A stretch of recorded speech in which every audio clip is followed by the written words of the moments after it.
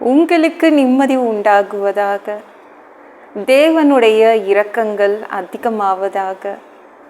தேவன் என்ன சொல்கிறாங்கன்னா, ஓசியா 14:5, நான் இஸ்ரவேலுக்கு பனியை போல் இருப்பேன், அவன் லீலி புஷ்பத்தை போல் மலருவான், லீபனோனை போல் வேரூன்றி நிற்பான். உங்களை தேவன் சந்தோஷமாக வச்சு பாருங்க. ஏதாவது ஆயிடுமோ, ஏதாவது நடந்துடுமோ, மிகுந்த பயம் ஓடிட்டுருக்குல உங்கள் மனசுக்குள்ளே. தேவன் நல்லது மட்டுமே நடத்துவார், நல்லது மட்டும்தான் நடக்கும். பயப்படாதீங்க.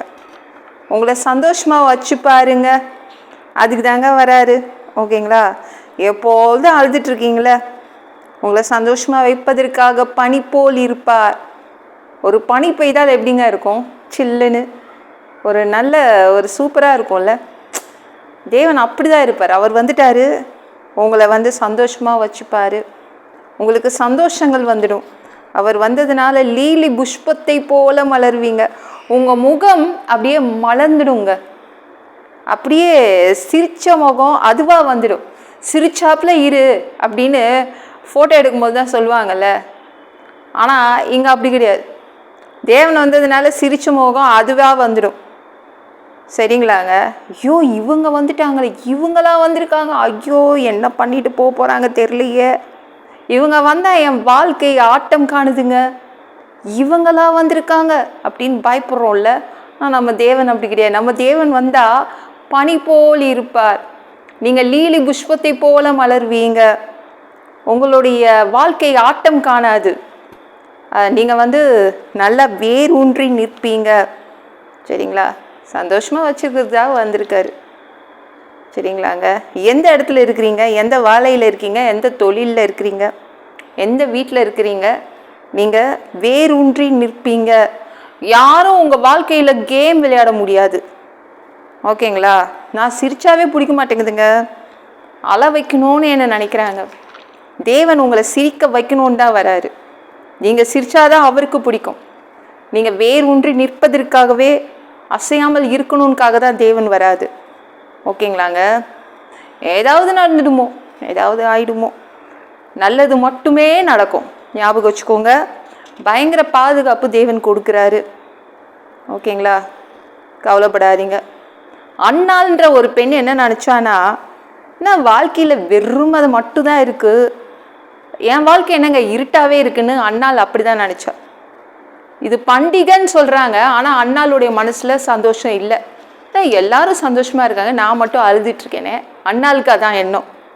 எனக்கு மட்டும் ஏன் இந்த பண்டிகை, இந்த ஃபெஸ்டிவல் எனக்கு ஏன் ஃபெஸ்டிவல் மாதிரி இல்லை? இது நல்ல நாள்ன்றாங்க, எனக்கு நல்ல நாளாக இல்லையே. எனக்கு இந்த நாள் கூட இருட்டாக தானே இருக்குது. ஏன் வாழ்கிறேன்னு தெரியாமலே வாழ்கிறேன். அன்னாளுடைய மனசில் அதான் ஓடிச்சு. குழந்தை இல்லை, ஏன் வாழ்கிறேன்னு தெரியாமல் வாழ்ந்துட்டுருக்கேன். நான் வாழ்கிறதுக்கு என்ன அர்த்தம் இருக்குது? நான் குழந்தை இருந்தால் நான் குழந்தைக்காக வாழ்வேன்ல. அண்ணாளுடைய மனசில் அதான் ஓடிச்சு. எல்லாரும் சிரிக்கிறாங்க, என்னை சுற்றி இருக்கிறவங்களாம் சிரிக்கிறாங்க, என்னை மட்டும் ஏன் தேவன் அழ வைக்கிறாரு, நான் மட்டும் ஏன் அழணும்? எத்தனையோ கேள்விகள், எத்தனையோ கொஸ்டின்ஸ் இருந்துச்சு அண்ணாள் மனசுக்குள்ளே. தேவாலயத்துக்குள்ளே போனால் என்ன நடந்துச்சுன்னே தெரில. சந்தோஷமாக வெளில வந்தா. தேவன் எப்படி அவள் மனசை சந்தோஷத்தால் நிறைத்தார் என்று தெரியல. எதுவுமே கையில் கொடுக்கல. 1 கோடி பணத்தை கையில் கொடுக்கல, ஒரு குழந்தைய எடுத்து கையில் கொடுக்கல, ஒன்றுமே பேசவும் இல்லை. ஆனால் அவள் தேவாலயத்துக்குள்ளே போகும்போது அவள் சந்தோஷமாக வந்தா. எப்படி சிரிக்க வச்சாரு எனக்கு புரியல, அவங்க புருஷனுக்கும் புரியல. எவ்வளோ நான் சந்தோஷமாக பேசினாலும் இவ பேச மாட்டாளே, ஆனால் தேவாலயத்துக்குள்ளே தேவன்கிட்ட போயிட்டோன்னே இவ சந்தோஷமாக இருக்காளே அப்படின்னு அவரே அதிசயப்பட்டார். நீங்கள் வாழ்வதற்கு தேவையான அர்த்தங்கள், புதிய அர்த்தங்கள் தேவன் இன்னைக்கு வாழ்க்கையில் கொடுக்குறாரு. ஐயோ இப்படி நான் வாழணுமா? இவ்வளோ பிரச்சனைகளோடு, இத்தனை வியாதிகளோடு நான் வாழணுமா? என்ன இருக்குது இதுக்கப்புறம்? என்ன இருக்குது இதுக்கப்புறம்? என்ன இருக்குது? புதிய அர்த்தங்கள் உங்களுக்கு சொல்கிறாரு. நிறைய நீங்கள் புரிஞ்சுப்பீங்க உங்களை பற்றி. சரிங்களா? புதிய சந்தோஷங்களை உங்களுக்கு கொடுக்குறாரு. எப்படி அண்ணாளுக்கு புதிய சந்தோஷங்களை கொடுத்தாரோ, எப்படி புதிய அர்த்தங்களை கொடுத்தாரோ, அது மாதிரி உங்களுக்கு இன்றைக்கி கொடுக்குறாரு. நான் வாழ்கிறதுக்கு இன்னும் நிறையா இருக்குது. அவ்வளோ சந்தோஷமாக கீழே இறங்கி வந்தா தேவாலயத்திலேருந்து. உங்களுக்கு அதை மாதிரி தான் இன்றைக்கி தேவன் உங்கள் மனசில் வைக்கிறார். புதிய அர்த்தங்கள், புதிய புதிய சந்தோஷங்கள் உங்கள் மனசில் வைக்கிறாரு. ஓகேங்களாங்க? இந்த வீடியோ பிடிச்சிருந்துச்சுன்னா மற்றவங்களுக்கு ஷேர் பண்ண மறக்காதீங்க. கர்த்தர் உங்களை ஆசீர்வதிப்பாராக. ஜெபம் பண்ணலாமா? அன்பு பிதாவே, உங்கள் பிள்ளைங்க உங்கள் பாதத்தில் வந்திருக்காங்கப்பா. சாமி இரக்கம் செய்யுங்க, இறங்குங்க அப்பா. உங்கள் பிள்ளைங்க வாழ்க்கையில் ஒரு புதிய சந்தோஷத்தை கொடுக்குறீங்க. ஏதோ ஒரு புதிய அர்த்தம், புதிய கனவுகள் உங்கள் பிள்ளைங்களுடைய மனசில் வச்சு நிரப்பி வைக்கிறீங்க. எதுக்கு வாழணும், என்ன இருக்குன்னு நினைக்கிற உங்கள் பிள்ளைங்களுக்கு வாழ்வதற்கு இன்னும் அதிகமாக இருக்குது.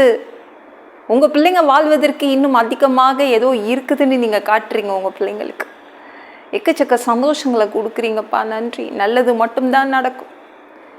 எல்லாம் பொல்லாத பிசாசுகள், ஏவல்கள், மந்திரங்கள், தற்கொலை ஆவிகள், பயத்தின் ஆவிகள், பலவீனப்படுத்துகின்ற ஆவிகள் எல்லாம் இயேசு என்ற பெயரினை கொண்டு துரத்துகிறேன். ஓடிப்போ. உங்கள் பிள்ளைங்களை இரத்த கோட்டிக்குள் மறைச்சிக்கோங்க. சுத்தாவியால் நிரப்புங்க. ஞானஸ்நானம் எடுக்கணும். ரட்சிப்பீராக. இயேசுவின் காயப்பட்ட தழும்புகளால் எல்லா வியாதிகளும், எல்லா பலவீனங்களும், கேன்சர் போன்ற வியாதிகளும், மரணப்படுக்கைகளும், பரம்பரை வியாதிகளும் சரியாகுவதாக. மனிதனாக பிறந்தா ஜீவ புஸ்தகத்தில் பேர் இருக்கணும்.